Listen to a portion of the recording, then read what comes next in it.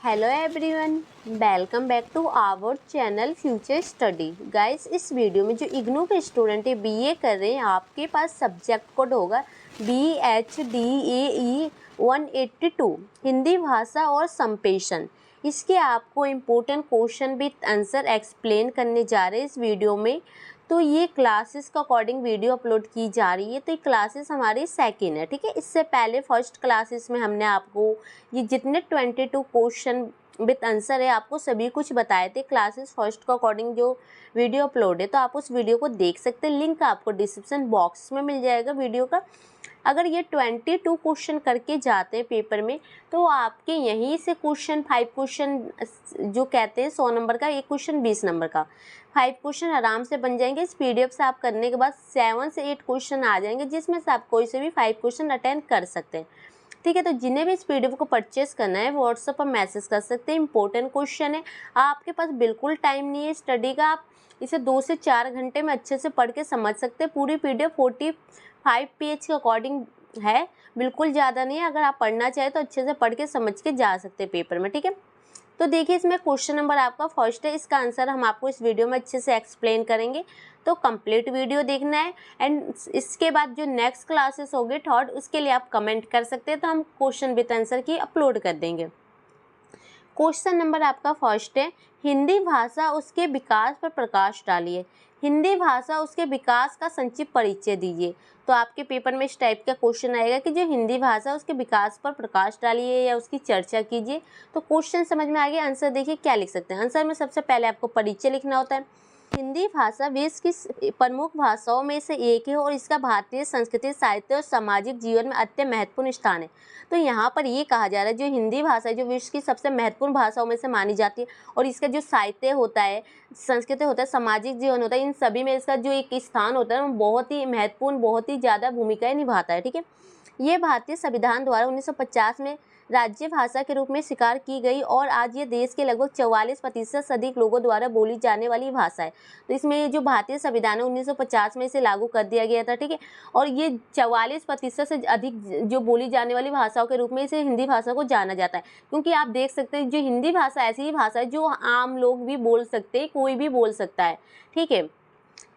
इसके आगे देखिए, हिंदी भाषा का विकास ऐतिहासिक, संस्कृति और भाषाई दृष्टि से अत्यंत समृद्ध और विभिन्नतापूर्ण रहा। जो हिंदी भाषा का जो विकास है बहुत ही विभिन्नतापूर्ण, अलग अलग दृष्टि से देखा जा सकता है, समृद्धि से देखा जा, जिसमें संस्कृति होता है, ऐतिहासिक होता है, अलग अलग चीज़ों के अकॉर्डिंग आप हिंदी भाषा की जो विभिन्नतापूर्ण होती है उसका विकास आप देख सकते हैं। तो ये आपका था परिचय, ठीक है।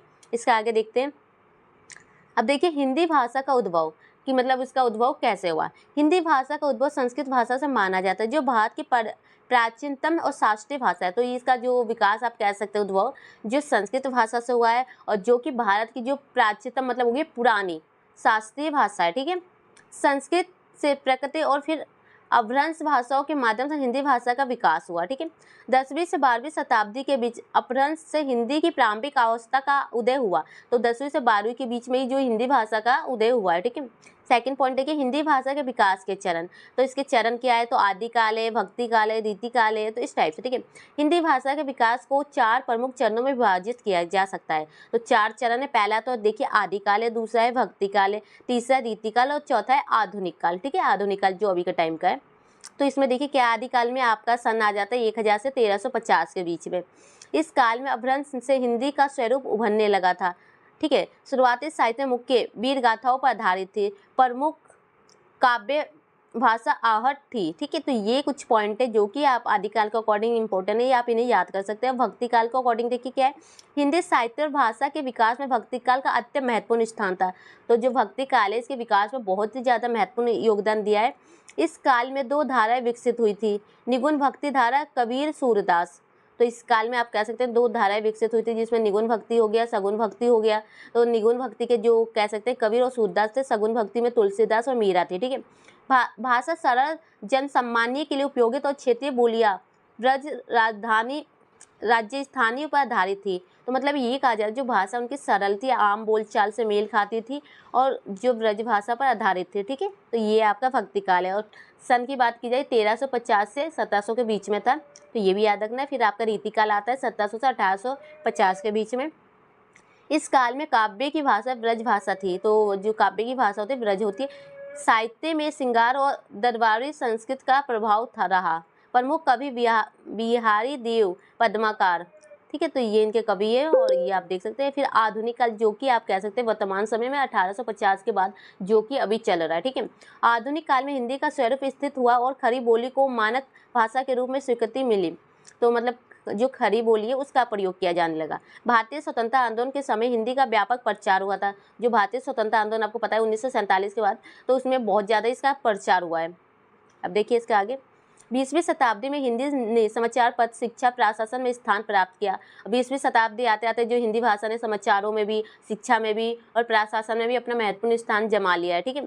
प्रेमचंद, जयशंकर प्रसाद, महादेवी वर्मा जैसे साहित्यकारों ने आधुनिक हिंदी को समृद्ध किया। तो ये सब जो लेखक है इन्होंने आधुनिक जो अभी के समय की हिंदी को बहुत ही ज़्यादा महत्वपूर्ण दिया, योगदान दिया, ठीक है। अब देखिए क्या है हिंदी का संवैधानिक विकास, तो कैसे हुआ, तो ये देखिए भारतीय संविधान के अनुच्छेद 343 के तहत हिंदी को भारत की राज्य भाषा घोषित किया गया था। तो राज्य भाषा कह सकते हैं घोषित किया गया था 343 के तहत, ठीक है। देवनागरी लिपि में लिखी जाने वाली हिंदी आज प्रशासन, न्याय और शिक्षा का प्रमुख माध्यम है। तो ये कहा जा रहा है कि जो देवनागरी में लिपि में जो हिंदी लिखी जाती है वो हर जगह चल रही है, जैसे प्रशासन हो गए, न्यायालय हो गए, शिक्षा के माध्यम से सब जगह इसका विकास हो चुका है। हिंदी को संगठित विकास के लिए राज्य भाषा अधिनियम और हिंदी आयोग द्वारा बढ़ावा दिया गया। तो ये कह सकते हैं हिंदी के विकास में बहुत ज़्यादा लोगों ने योगदान किया, राज्य ने भी इसका योगदान दिया, ठीक है। हिंदी भाषा का वैश्विक महत्व, हिंदी भाषा का प्रसार न केवल भारत में बल्कि वैश्विक स्तर पर भी हुआ है। विश्व में के 25 से अधिक देशों में जैसे हिंदी बोली और समझी जाती है। मतलब ये कहा जा रहा है जो हिंदी भाषा है उसका विकास प्रसार बहुत ही देशों में हुआ है, विश्व के, मतलब कि जैसे कि अपने देश से बाहर के देशों में, ठीक है। तो मतलब जो 25 से अधिक देश ऐसे हैं जहाँ पर हिंदी बोली और समझी जाती है, ठीक है। जैसे कि यहाँ पर नाम भी दिया है, सूरीनामा, फिजी। हिंदी ने सिनेमा, टीवी और सोशल मीडिया के माध्यम अंतर्राष्ट्रीय पहचान बनाई।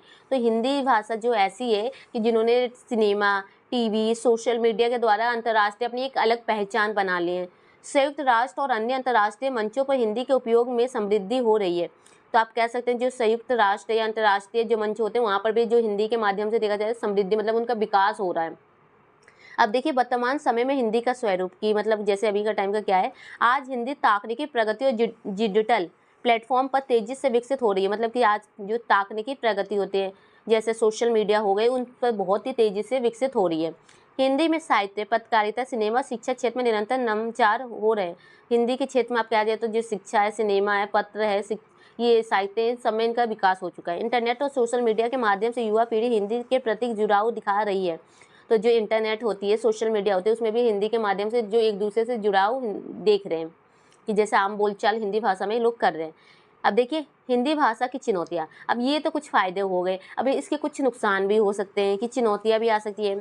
तो देखिए क्या है, क्षेत्रीय भाषाओं का प्रभाव। भारत की बहुभाषिकता के कारण हिंदी को क्षेत्रीय भाषाओं के प्रतिस्पर्धा का सामना करना पड़ता है। अब क्षेत्रीय भाषा कौन सी होगी, जैसे कि अपने क्षेत्र के अकॉर्डिंग अपने एरिया में बोली जाने वाले, अब वहाँ पर जो हिंदी भाषा जा रही है तो उसको थोड़ी सी मुश्किलों का सामना करना पड़ रहा है। तो ये कहा जा रहा है, ठीक है। अंग्रेजी का बढ़ता प्रभाव, अब अंग्रेजी ऐसी चीज़ है कि हर जगह इंग्लिश का बोलबाल है, तो वहीं पर यहाँ पर हिंदी थोड़ी सी पीछे रह जा रही है। तो ये इसकी चुनौती है, ठीक है। शहरीकरण और के कारण अंग्रेजी का प्रभाव बढ़ा है जिससे हिंदी के पीछे ढकेलने की संभावना है। अब आपको पता अंग्रेजी इतने ज़्यादा स्कूलों में, हाई स्कूलों में इंग्लिश का ही वो है, तो हिंदी की जो मीडियम होती है थोड़ा कम हो रहा है, तो जिसके कारण उसकी जो कहते हैं ना वैल्यू थोड़ी पीछे की तरफ जा रही है। शुद्धता की कमी, हिंदी भाषा में अन्य भाषा विशेष अंग्रेजी के शब्दों में अत्यधिक प्रयोग हो रहा है। तो मतलब जो हिंदी भाषा है उसके द्वारा देखा जाए तो अंग्रेजी भाषा का सबसे ज़्यादा प्रयोग हो रहा है। अब देखिए क्या है, हिंदी भाषा के विकास के लिए उपयोग, उपाय क्या क्या है, हिंदी भाषा का विकास के लिए हम क्या क्या उपाय कर सकते हैं, तो उसके बारे में। हिंदी भाषा को शिक्षा और रोजगार के क्षेत्रों में प्राथमिकता देनी चाहिए। अब इन्होंने बोला कि जो हिंदी भाषा है, हिंदी को जो शिक्षा के क्षेत्र में और रोजगार के क्षेत्र में इनको बढ़ावा देनी चाहिए, मतलब पहले नंबर पर रखना चाहिए, ठीक है। साहित्य और संस्कृति कार्यक्रमों के माध्यम से हिंदी को प्रोत्साहित किया जाना चाहिए। अब जैसे साहित्य हो गई, संस्कृति हो गई, आपके घर में कोई भी कार्यक्रम होते हैं उनके द्वारा आपको हिंदी को महत्व दिया जाना चाहिए, ठीक है। उनको तकनीकी साधनों जैसे कंप्यूटर, मोबाइल में हिंदी के उपयोग को बढ़ावा देना चाहिए। अब आप मोबाइल चला रहे हैं, कंप्यूटर चला रहे हैं, तो वहाँ पर भी हिंदी का आपको प्रयोग करना चाहिए। हिंदी भाषा के अकॉर्डिंग कुछ भी टाइपिंग करना, लिखना, पढ़ना, लिखना, तो ये कहा जा रहा है, तो उसको बढ़ावा देना चाहिए। अब देखिए निष्कर्ष में आप क्या लिख सकते हैं। हिंदी भाषा न केवल भारत की संस्कृति और सभ्यता का प्रतीक है, बल्कि ये भारत की एकता, विभिन्नता को भी प्रतिबंधित करती है।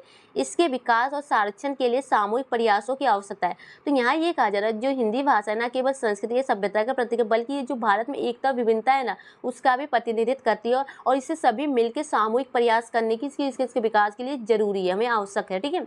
तकनीकी युग में हिंदी भाषा का प्रसार न केवल राष्ट्रीय स्तर पर बल्कि अंतर्राष्ट्रीय स्तर पर भी बढ़ा है, जो कि इसे वैश्विक पहचान दिलाने में सहायक है। अब ये कहा जा रहा है कि जो हिंदी भाषा का विकास है, जो राष्ट्रीय अंतर्राष्ट्रीय स्तर पर बढ़ चुके हैं, जिसके कारण वो वैश्विक पहचान दिलाने में इनके लिए काफ़ी ज़्यादा सहायता, काफ़ी ज़्यादा मदद कर रहे हैं। तो फाइनली यही क्वेश्चन था, क्वेश्चन नंबर आपका फर्स्ट था। ठीक है। तो ये आपको अच्छे से समझ में आ चुका होगा। अब नेक्स्ट क्लासेस में आपको क्वेश्चन नंबर 3 का आंसर बताएंगे। तो वीडियो अच्छी लगी तो लाइक से जरूर कीजिएगा। जिन भी स्टूडेंट को कोई नेक्स्ट क्वेश्चन का आंसर चाहिए तो कमेंट जल्दी से कीजिए, अपलोड कर देंगे। वीडियो को शेयर कीजिए। Thank you.